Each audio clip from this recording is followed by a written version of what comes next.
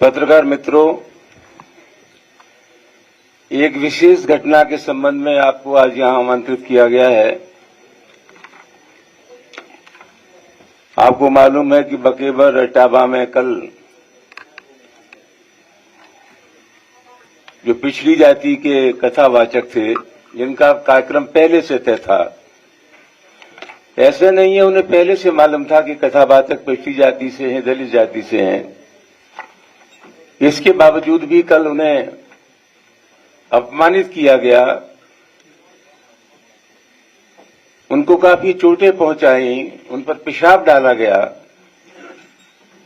और ये संदेश दिया गया कि काम उनका नहीं है।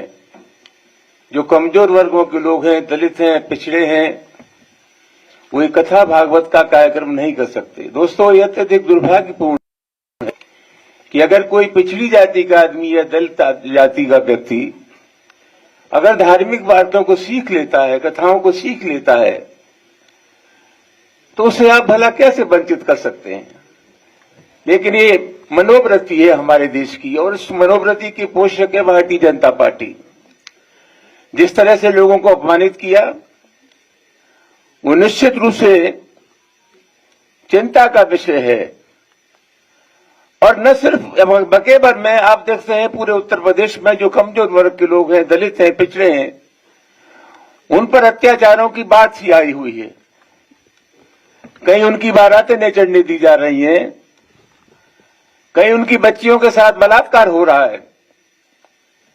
माननीय अध्यक्ष जी मुख्यमंत्री रहे हैं, हम लोगों का सड़क का भी अनुभव है, सरकार का भी अनुभव है।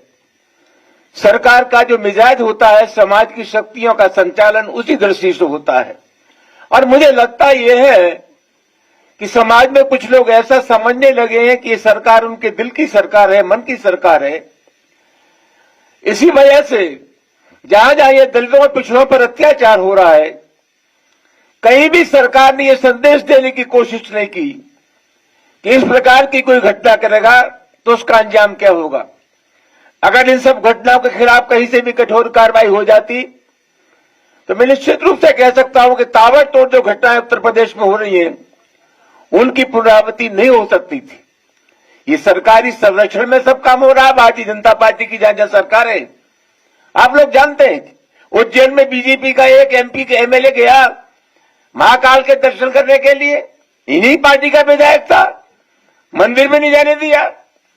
राजस्थान में नेता प्रतिपक्ष दलित था, जब मंदिर में गया तो उसकी गंगा जल से धुलाई की गई। ये एक मनोवृत्ति है, एक ज़हनियत है, एक मिजाज है। और इस मिजाज की अगर कोई पोषक पार्टी इस देश में है तो उसका नाम भारतीय जनता पार्टी में है। आज स्थिति यह हुई है कि जो अवांछनीय तत्व है, खुरापाती लोग हैं, उनके ऊपर कोई नियंत्रण नहीं है। आज माननीय राष्ट्रीय अध्यक्ष जी ने जो बकेबर का सवाल है, उस गंभीर सवाल पर ध्यान आकर्षित करने के लिए, समाजवादी पार्टी का समर्थन व्यक्त करने के लिए आपको तकलीफ दी है। मैं समझता हूं कि बहुत गंभीर मामला है। तमाम लोग जो दलित हैं, पिछड़े हैं, कमजोर वर्ग हैं, अध्यक्ष जी के इस पत्रकार सम्मेलन से निश्चित रूप से एक विश्वास पैदा होगा, भरोसा पैदा होगा। धन्यवाद।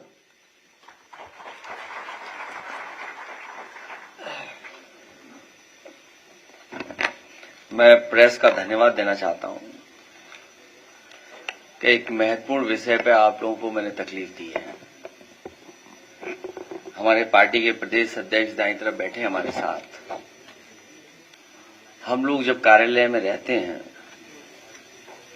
प्रदेश भर से लोग संगठन के माध्यम से और कई बार जनप्रतिनिधि कुछ ऐसी बातें बताते हैं जो समाज में हो रही हैं।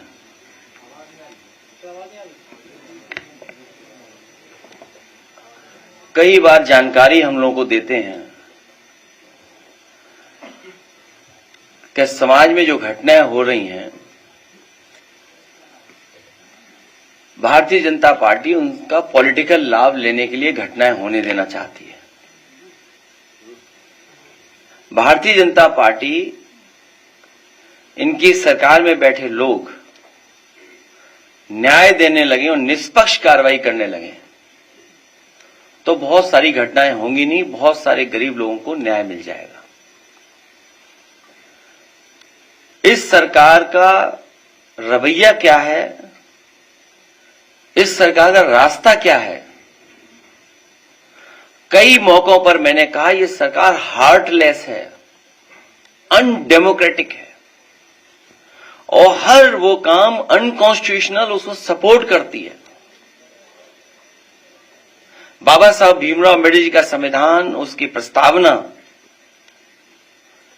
केवल प्रस्तावना के तहत ही अगर सरकार फैसला लेने लगे तो हमारे गरीब, गांव में रहने वाले लोग, पीडीए परिवार के लोग, दलित, पिछड़े, अल्पसंख्यक और जिनके साथ अन्याय हो रहा है उनको न्याय मिलने लगे, उनका सम्मान होने लगे। इस सरकार में बैठे लोग लगातार अन्याय करा रहे हैं। वो प्रभुत्ववादी लोग, वर्चस्ववादी लोग, प्रभुत्ववादी लोग लगातार पीडीए परिवार के लोगों को डरा रहे हैं, धमका रहे हैं, अपमानित कर रहे हैं। सोचने का सवाल यह है, भागवत कथा सबके लिए है,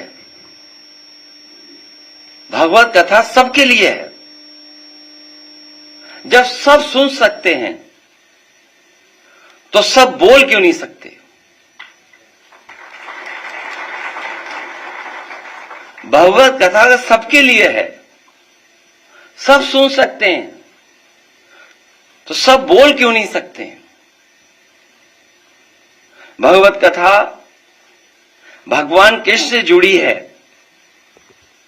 अगर सच्चे कृष्ण भक्तों को ही भगवत कथा कहने से रोका जाएगा, भागवत कथा तो भगवान कृष्ण से जुड़ी है।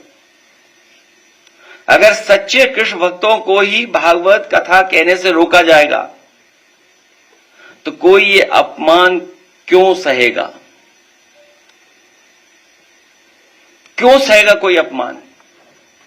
कुछ लोग, वर्चस्ववादी लोग, प्रभुत्ववादी लोग कथा वाचन में अपना एकाधिकार बनाए रखना चाहते हैं। ये एकाधिकार छीने नहीं उनका, वर्चस्ववादी लोगों का एकाधिकार छीने नहीं। कथा वाचन को जिन्होंने भावना की जगह व्यवसाय बना लिया है, व्यवसाय बनाने वाले लोग, हमारे इटावा कथा वाचन पीडी अपमान कांड उन्हीं कुछ प्रभुत्ववादी और वर्चस्ववादी की वजह से घटित हुआ है। अगर पीड़ित समाज के इन लोगों को इतना ही परहेज है तो घोषित कर दें कि परंपरागत रूप से कथा कहने वाले वर्चस्ववादी पीड़ित समाज द्वारा दिया गया चढ़ावा, चंदा, दान, दक्षिणा कभी स्वीकार नहीं करेंगे। और अगर एकाधिकार ही आपको लाना है तो समय समय पर आप बहुत दावा करते हैं कि 370 खत्म किया है, तो देश में आप कानून ले आओ कि कथा वाचन का काम और एकाधिकार के लिए कानून ले आइए कि आप ही कह सकते हो और कोई दूसरा नहीं कह सकता। अगर पीड़ित समाज से इन लोगों को इतना ही परहेज है तो घोषित कर दें कि परंपरागत रूप से कथा कहने वाले वर्चस्ववादी पीड़ित समाज द्वारा दिया गया चढ़ावा, चंदा, दान, दक्षिणा कभी स्वीकार नहीं करेंगे। प्रभुत्ववादी और वर्चस्ववादी समय समय पर कभी घर को गंगा जल से तो कभी मंदिर को धुलवाकर पीड़ित समाज का मानसिक उत्पीड़न व अपमान करते हैं और अब तो सिर तक मुड़वा रहे हैं। अभी तक तो आपने वो घटनाएं सुनी, देखी जहां पर घरों को गंगा जल से धोते थे ये लोग। अगर कोई पीड़ित परिवार का मंदिर चला जाए तो मंदिर को गंगा जल से धोते हैं, और अब तो सीमा लांघ गई ये वर्चस्ववादी। ये आखिरकार किसका आशीर्वाद है? क्या सरकार का आशीर्वाद नहीं है, जिसकी वजह से सर तक मुंडवा दे रहे हैं, पेशाब तक करवा दे रहे हैं, और रात भर पीटने के साथ साथ उनकी ढोलक छीन लेना, हारमोनियम छीन लेना, दबाव बनाकर के कितने पैसे देना था कथावाचक के लिए, उसमें जो खर्चा हुआ वो खर्चा नहीं दोगे तो रात भर पिटोगे, अगर पैसा दे दोगे तो बचोगे। आखिरकार ये वर्चस्ववादी और प्रभुत्ववादी लोग इतनी ताकत कहां से पा रहे हैं?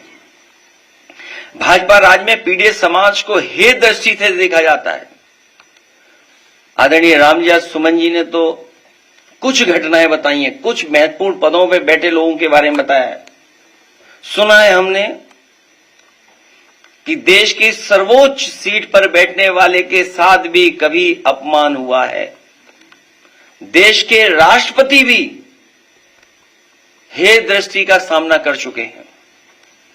सच तो यह है कि जैसे जैसे पीडीएस समाज में चेतना और जागरूकता बढ़ती जा रही है, वैसे वैसे पीडीएस समाज पर मनोवैज्ञानिक दबाव बनाने के लिए वर्चस्ववादी के पीडीएस समाज पर अत्याचार बढ़ते जा रहे हैं।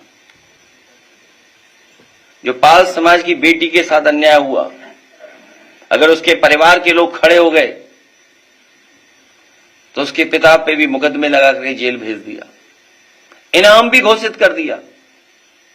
हमारी पार्टी के अध्यक्ष उस परिवार से मिलकर के उस परिवार को न्याय दिलाने के लिए, उस परिवार की मदद के लिए जा रहे थे तो पुलिस लगाकर रोक दिया। आखिरकार ये वर्चस्ववादी और प्रभुत्ववादी लोग चाहते क्या हैं? पीड़ित समाज पर लगातार बढ़ते हमलों का असली कारण यह है कि वर्चस्ववादियों को लगता है कि उनके पीछे आज भाजपा की वो सरकार खड़ी है जो सदियों से शक्तिशाली रहे लोगों की सरकार है और वो उन्हें बचा लेगी। लेकिन अब पीड़ित समाज की एकता और एकजुटता इसका जवाब डट करके देगी। अगर भाजपा को लगता है कि भागवत या कोई कथा कहने पर एक वर्ग विशेष का ही अधिकार है, तो फिर वो इसके लिए भी कानून बना करके दिखा दें। कई बार कई कानून के लिए बहुत दावा करते हैं लोग, तो इसके लिए भी कानून बना लें कि इसके अलावा कोई कथा वाचन नहीं कर सकता। जिस दिन पीड़ित समाज ने अपनी कथा अलग से कहने शुरू कर दी, उस दिन इन परंपरागत शक्तियों का साम्राज्य ढह जाएगा। और मैं तो एक ही बात कहूंगा, भाजपा जाए तो हम सबको चैन आएगा। और घटनाएं कोई एक दो नहीं है। सुल्तानपुर में महेंद्र प्रताप मौर्य जी एडवर्ड को गोली मार करके मार दिया गया। घटना महोबा की याद होगा आपको। पिछले महीने की बात है, मैं यहां नहीं था, मैं बाहर था, लेकिन हमारे लोग पहुंचे और परिवार की मदद करके भी आए थे। दलित नवविवाहित जोड़े को सामंतवादियों ने चप्पल उतरा के उनके घर से गुजरने को कहा। जब उन्होंने मना किया तो दूल्हे को, उसके परिवार को और नवविवाहिता को बुरी तरह मारा गया। क्या ये कोई कल्पना कर सकता आज के समय पर, जब हम विश्व गुरु बनना चाहते हो, दुनिया को हम सस्टेनेबल डेवलपमेंट की बातें बताना चाहते हो, दुनिया में हम विकसित भारत बनाकर के खड़ा करना चाहते हो, दुनिया में ये कहते हो कि अब हमसे आगे कुछ ही अर्थव्यवस्थाएं, वहां पर सोचिए नई नई शादी हो, आप हमारे घर के सामने से तभी निकल सकते हैं जब आप चप्पल उतार करके जाएंगे, और नहीं ऐसा करते हो तो आपको अपमानित होना पड़ेगा। ईटा की घटना, जैतपुरा की अम्बेडकर जयंती पर शोभा यात्रा नहीं निकालने दी, दलित परिवार में शादी बारात आई, बेटी की शादी में सत्ता समर्थकों ने बवाल किया, और फिर जब पुलिस आई तो पुलिस को न्याय देना था, न्याय नहीं दिया। जिनके साथ अपमान हो रहा था उन्हीं को पीटा पुलिस ने, सोचिए आप, उन्हीं को अपमानित किया पुलिस ने। और इटावा की घटना तो आपको पता ही है, और ये सब इसलिए हो रहा है कि 2500 लोग ही इसको सरकार को चला रहे हैं। 2500 लोग पिछले 9 साल से, 20 साल से इधर उधर 2500 ही लोग खेल खेल रहे हैं। हम इन कथावाचकों का धन्यवाद देते हैं कि हमारे बुलाने पर आए हैं, और सरकार में बैठे लोग कुछ भी कर सकते हैं, कुछ भी कर सकते हैं। सरकार में बैठे लोग कुछ भी कर सकते हैं। नजर उतारने का तरीका तो हमने और आपने देखा ही।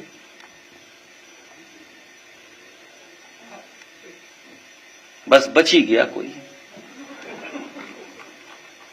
मैं अपने कथावाचकों से कहूंगा कि 1 मिनट कुछ बजा करके सुना दें या गा दें।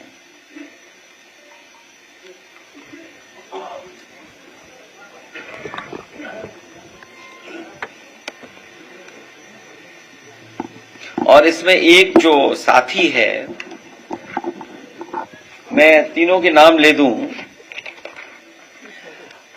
मुकुटमणि, ये हैं मुख्य, इनके साथ रात भर अपमान किया इनका, इनकी चेन छीन ली, इनसे रुपया मंगाया गया कि जितने रुपए में आपको आना था उतने रुपए इनसे मंगाए, तब इन्हें छोड़ा गया। दूसरे संत सिंह, जिनका वीडियो हमने आपने सबने देखा कि किस तरीके से इनके सर से बाल निकाले गए और क्या क्या भाषा का इस्तेमाल किया, किस तरीके से इनको पवित्र करने के लिए जो गंगा जल की ये कहानी है, या हमारे धर्मों में उसको हम मान्यता देते हैं, तो सोचिए क्या इस्तेमाल किया गया। वो बातें जो हमें बताई मैं नहीं बोल सकता हूं कि कुछ पहनावा इसके ऊपर डाल करके कहा कि अब तुम पवित्र हो गए हो। और दूसरा हमारा साथी श्याम जी कठेरिया है, जो आंखों से नहीं देख सकता, इसकी ढोलक ही छीन ली। नई ढोलक मैंने दिलाई आज अभी। ये ढोलक वो है जो गांव में गई थी, वो नहीं है। ये ढोलक दूसरी है जो अभी नई दिलाई है। इनको बुला करके यहां आपके सामने बैठा करके हमारा मकसद ये कि इनका सम्मान हम लोग कर रहे हैं। इनका जो पैसा और लूट लिया उन्होंने, उसकी तो बाद में एफआईआर लिखाएंगे। जो कुछ है हम उनका सम्मान करेंगे। आप कहेंगे थोड़ा बजा के सुना दो, बीच में कैसे आप आएंगे? हैं? अरे माइक कर दो दादा, अरे आवाज आएगी। अरे हम दूसरे कथावाचक से कथा सुनेंगे भाई। तुम्हें नहीं पता कौन है कथा कहता है? कौन सा चैनल है, अखबार कौन सा, हम बता दें। हम दूसरे सुनेंगे।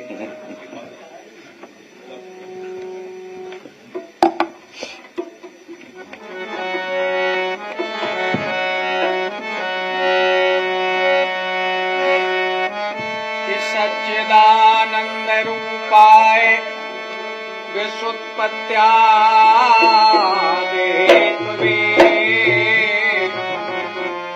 तापत्रय विनाशाय श्री कृष्णाय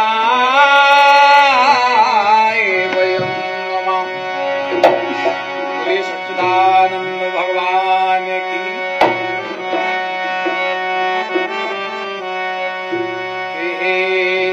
नेताजी मेरी ध्वनि को और सुनने का समय देना।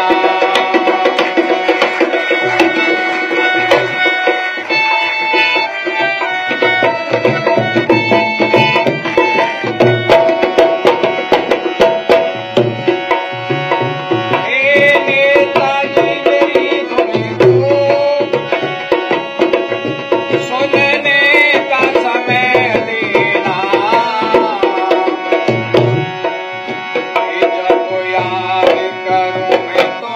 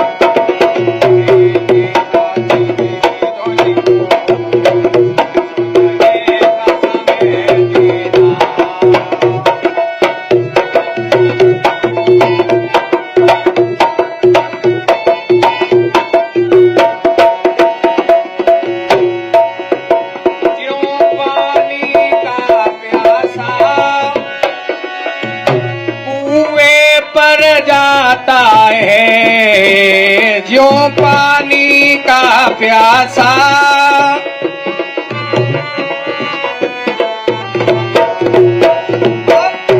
हे भव सागर मेरे, हे भव सागर मेरे, तुम प्यास बुझा देना।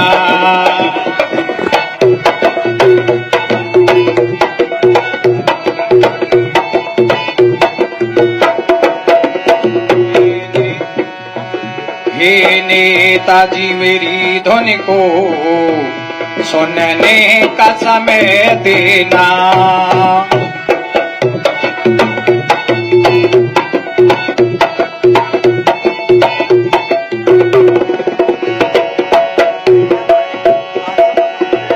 जब याद करूं मैं तुमको सतबुद्धि हमें देना। हे नेताजी मेरी ध्वनि को सुनने का समय देना।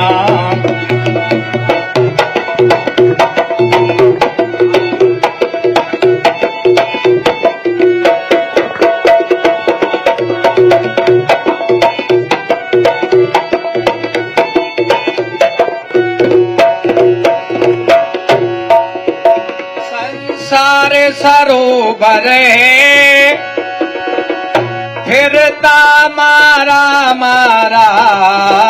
संसार सरोवर है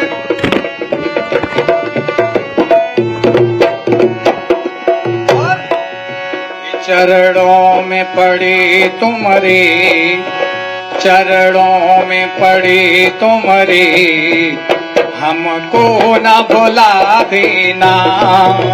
चरणों में पड़े तुम्हारे, हमको न भुला दे।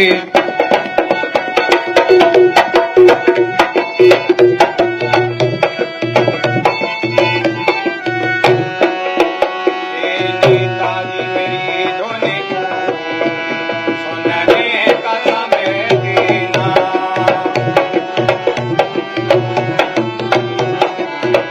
सुनने का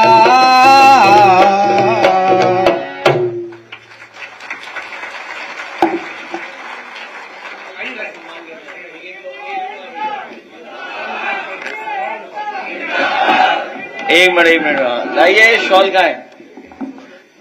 तीनों की मांग ये है कि इनका सामान जो रख लिया है घर वालों ने जिस गांव में गए थे, वही इनका सामान वापस करें। आइए आइए एक एक लाना, एक पीछे एक एक लाना।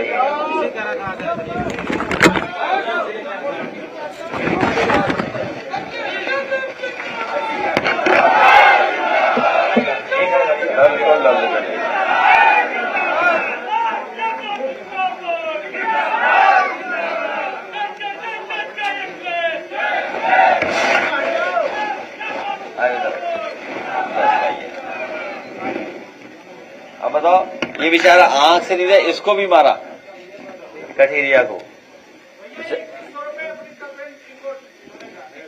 हाँ लाओ लाओ, गुर्जर समाज की तरफ से इधर आइए, इधर आओ, इधर आओ, ऊपर आइए।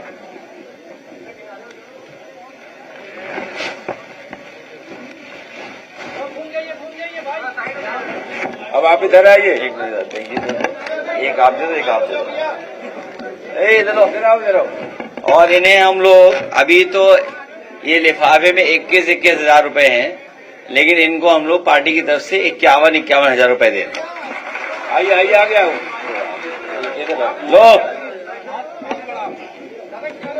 ठीक था। अभी बैठो, अभी बैठो। दोनों माजिद इसको आ जाने दो, झोजा को आने दो, और मान विधानसभा अध्यक्ष अपना लीजिए। बेटा ये लो, गुर्जर समाज की तरफ से बैठा लो। बैठा नहीं नहीं नहीं नहीं नहीं, वो तुम्हारे थोड़ी झगड़ा है। तुम्हारे थोड़ी झगड़ा है यार, वो अलग बात है। पावर की लड़ाई है।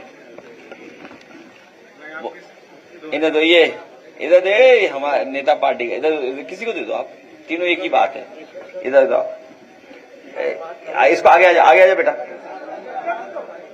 बस उधर देख घूम जाओ, आ जाओ बस, ठीक है।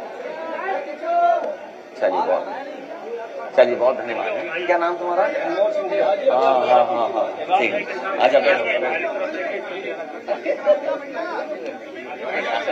नाम आप ही बोलो, आप बोल दो, दोनों के बोलते विधायक। अभी प्रेस से बात हो जाने दो। राजभर समाज की तरफ से आदरणीय विधायक जी, एमएलसी का नाम ले दो। एमएलसी राम जतन राजभर जी, इन कलाकारों पर इनकी मदद के लिए 2100 रुपया, और डॉक्टर आर.के. वर्मा जी विधायक रानीगंज 3000 रुपया। कई साथियों ने जो भी सहयोग किया है, अनमोल सिंह जी ने 2100 रुपया का सहयोग किया है। इन कथावाचकों को बहुत बहुत पार्टी की तरफ से धन्यवाद।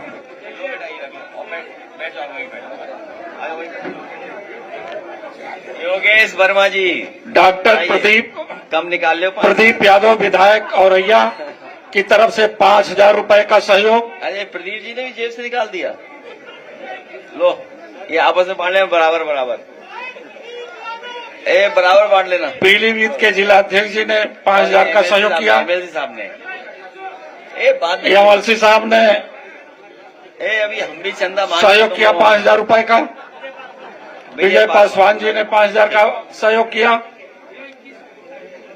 अरे जानते हैं, दे दो, नाम ले दो, दीजिए। क्या नाम? अनूप शर्मा। अरुण शर्मा जी ने 2100 रुपए का गुसाईगंज कनौज। बस दे दो। ज्ञानेंद्र शर्मा जी 2100 रुपए। आम ले रहे हैं, बैठो ये शर्मा जी ऊपर आ जाओ। चलिए बहुत धन्यवाद। अरे बस पकड़ा दो। जयप्रकाश अंचल जी विधायक जी 2100 रुपया।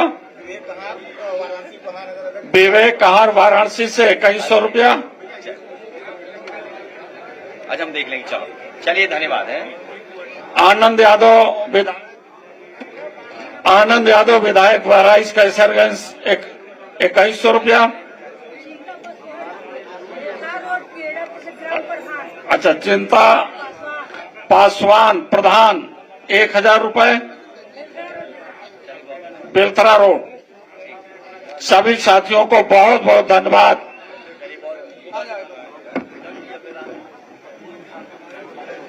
क्या तुम्हें कोई कथावाचक बनेगा? मधुबोध सिंह विधायक जी 3100 रुपए का। मनमोहन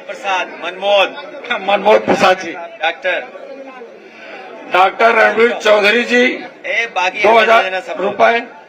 अब आइए मत, हमें दे देना बाद में। लाओ आमिर चौधरी जी। अनिल यादव जी 3000 रुपए। 5100 रुपए चेयरमैन अतरौली। ठीक है बेटा।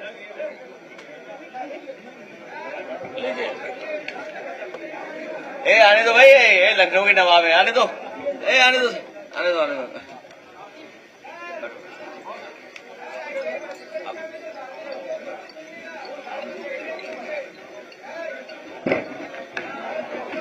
ये 2 लोग आ जाएं, उनमें जो भर्ती वाले हैं 2-3 लोग आ जाएं। आने दो, इन्हें भर्ती वाले बच्चों को आ जाने देना। ये आज कथा इधर से आओ, किसी तरफ से आ जाओ आप।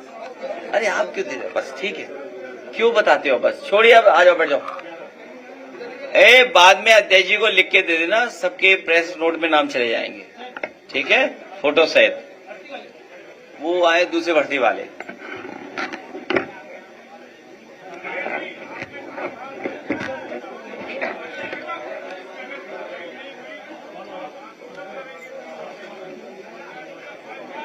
इसके अलावा हम पे रास्ता क्या है? इसके अलावा हम पे रास्ता क्या है? अरे इसके अलावा हम पे रास्ता क्या, ये बताइए। अगर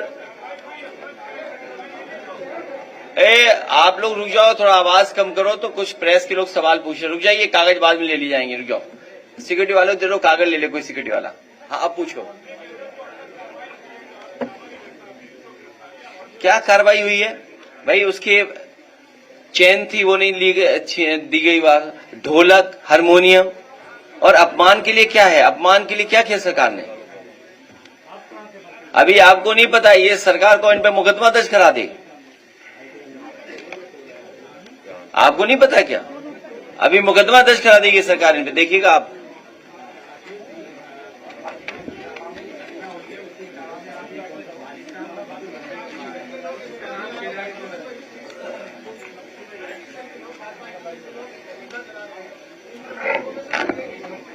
बीजेपी पूरी हिस्ट्री सीटर है, ये नहीं पता आपको? पूरी पार्टी हिस्ट्री सीटर है। आप बताओ कौन सी धारा वापस ली गई मुख्यमंत्री से? बताओ, मुख्यमंत्री ने अपनी धारा कौन सी वापस ली? बताओ, डिप्टी सीएम ने कौन सी धारा वापस ली अपनी? अरे भाई, पैसे देकर कुछ भी लिखवा दो किसी से मीडिया में, हम आपके बारे में कुछ लिखवा दें तब? ये कोई बात हुई? कोई भी लिखवाने लगेगा तो आखिरकार व्यवस्था को खराब किसने किया है? हम न्याय कहां मांगने जाएं? थाने में बताइए आप, पुलिस क्या कर रही है? कौशाम्बी का एक एग्जाम्पलरी है एक केस, पाल समाज की बिटिया के साथ घटना हुई, उसके पिता को जेल भेज दिया, इनाम घोषित कर दिया। क्या नहीं घोषित हुआ? बताओ आप भाई। जिसकी बेटी के साथ घटना हुई हो, उसी के पिता पर आरोप, उसी को जेल भेज दिया, उसी पे 25,000 रुपए का इनाम घोषित हो गया, और सरकार में बैठे लोग अपने केस वापस ले रहे हैं।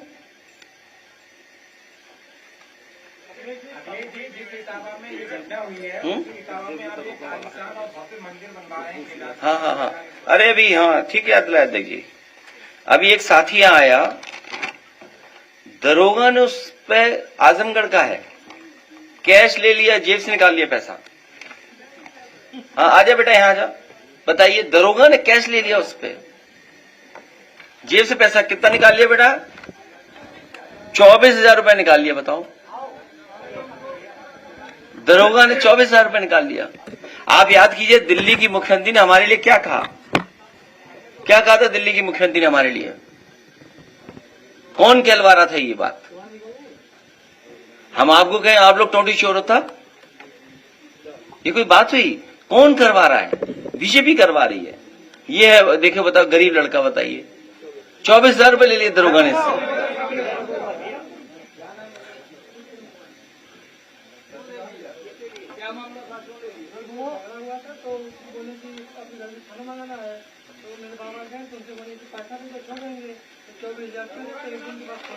हाँ, देखिए आप,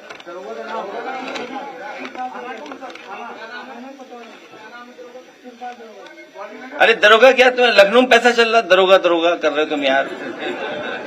अरे तुम यार दरोगा के चक्कर में पड़े हो। दरोगा देख किसको रहा है? ठीक बेटा, हम दिलवा देंगे, नहीं होगा 24,000 हम लोग देंगे, और दरोगा से भी दिलवाएंगे तुम्हें, क्यों? सच बोलने के लिए। इधर इधर इधर, आप सोचिए, आप दरोगा तो इकट्ठा करके दे रहा है किसी को, तुम कह रहे दरोगा नाम कौन है? मुख्यमंत्री नाम क्यों नहीं पूछते हो आप? किसके पास जा रहा पैसा?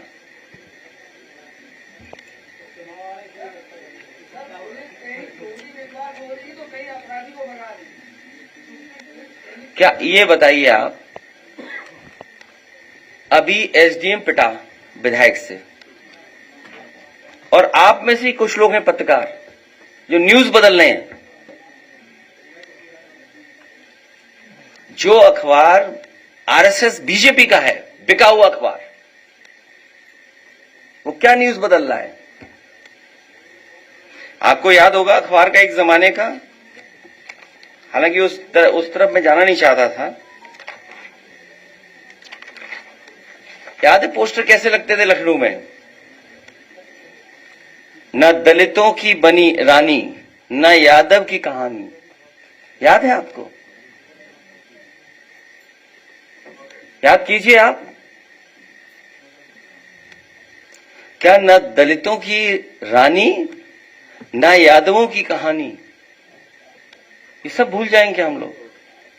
बताओ, विधायक ने एसडीएम के थप्पड़ मारा, दरोगा के थप्पड़ मारा, और किस लिए? कि वो न्याय देना चाहता था, ओवरलोडिंग न हो इसलिए। केवल एक घटना है क्या, और घटनाएं नहीं है क्या? सुना एक एमएलसी पीटा गया था, कूटा गया था कमरे के अंदर, नहीं कूटा गया क्या? कानपुर में देखो डीएम और सीएम आपस में झगड़ा कर रहे हैं, बिजली चली गई, डायलिसिस पे आदमी मर गया। सोचिए आप, उत्तर प्रदेश क्या काम कर रहे हैं, और अपनी आप नजर उतरवा रहे हो। सोचिए आप, ये हाल उत्तर प्रदेश का।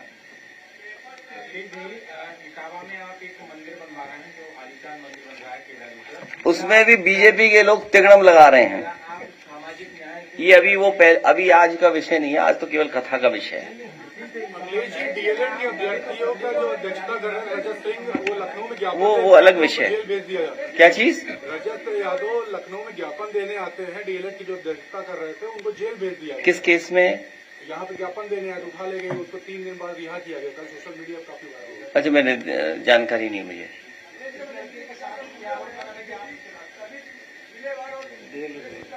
मुझे जानकारी में नहीं है। किसका आयोजन कर रही है? पहले कथावाचकों में बात कर लो कि भाई कथावाचक के लिए क्या एक्ट लाएंगे, कानून लाएंगे? केवल वही गा सकते हैं भाई, सुन सब सकते हैं, गा कह नहीं सकते हैं आप।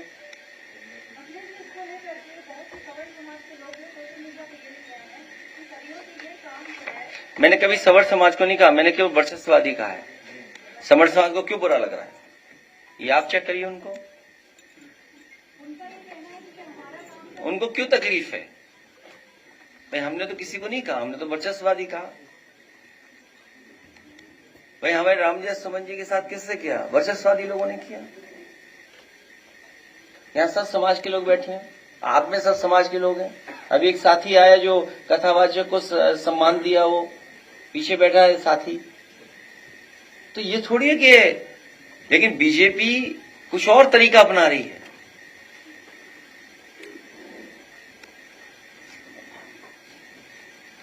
सर अभी आपने जो यहाँ किया ये नजीर है, ये तमाम लोगों क्या ये अभी ये किसी लोगों ने अगर कथा वाचना शुरू किया तो इस तरह का हाल हुआ इनका, जो लगातार पीडीए समाज वोट डालने जा रहा है, कथा वाचने नहीं जा रहा है। इस बार वोट डालने जा रहा है, यही डर है उनको। इसीलिए जब वोट डालने की सूची बनती है, किन किन अधिकारियों की पोस्टिंग होगी, पीडीए नहीं होगा उसमें। आप अयोध्या का एक एग्जाम्पलरी केस है, आप पढ़िए ना, देखिए। राइट फ्रॉम जहां से बोर्ड पढ़ने से लेकर आखिरी तक, किसको कहां पोस्टिंग होनी है, किसको क्या टारगेट फिक्स है, किसको कितना वोट देना है, कौन सा मंत्री किस बूथ पर रहेगा। मंत्री का आदमी पकड़ा गया, कितने हजार लोग बाहर से आए।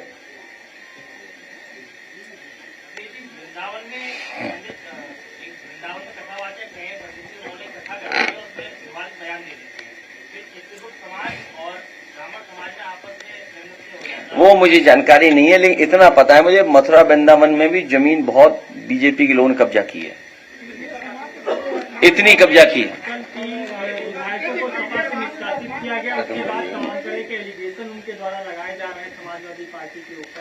तुम लोग समझदार नहीं हो। वो अरे रुक जाओ ना, एक मिनट रुक जाओ ना, यहीं खत्म कर देंगे आखिरी यहीं पर। उसमें एक टेक्निकल इशू आ रहा था, वो मंत्री नहीं बन पा रहे थे। उनको ये कह के टाला जा रहा था कि अभी आप समाजवादी पार्टी के हैं और अगर आप मंत्री बनाए जाएंगे तो आपको अपनी सदस्यता छोड़नी पड़ेगी, चुनाव दोबारा होगा, बाई इलेक्शन होगा। तो आप समझिए उनका टेक्निकल इशू मैंने खत्म कर दिया, अब वो मंत्री बन सकते हैं। अब आप पूछोगे कि 3 निकाले और क्यों नहीं निकाले? मंत्री सबको बनना था, सबको आश्वासन था। पैकेज क्या मिला उस पर मैं चर्चा नहीं करना चाहता हूं। किसी के नाम में ही पैकेज हो तो सोचो कितना पैकेज देगा। सेठ, जो सेठ हो उस पर कुछ भी हो सकता है, तो पैकेज नाम में ही पैकेज है तो सोचो कितना बड़ा पैकेज मिल सकता है किसी को। तो जो टेक्निकल इशू था वो रिजॉल्व किया है कि अब मंत्री बन सकते हैं। जब ये 3 मंत्री बन जाएंगे तो बाकियों का भी टेक्निकल वो हम रिजॉल्व कर देंगे। तो ये मंत्री बनने के लिए मैंने उन्हें पार्टी से निकाला है, हम सबने तय करके। हमारी राय है, सब लोगों की राय बनी कि इन्हें मंत्री बनने दिया जाए, इसलिए हम लोग निकाल दिया। अब बीजेपी की जिम्मेदारी है कि इन्हें जल्दी मंत्री बनाए, तो बाकी लोगों को हम भी हटा दे तो वो भी मंत्री बन जाए। आप समझ गए टेक्निकल। धन्यवाद। है क्या चीज? अरे हमारा घर ही धो दिया था गंगा जल से, इसीलिए गंगा स्नान कराया। गंगा जल कहां से धोएंगे ये लोग जाके?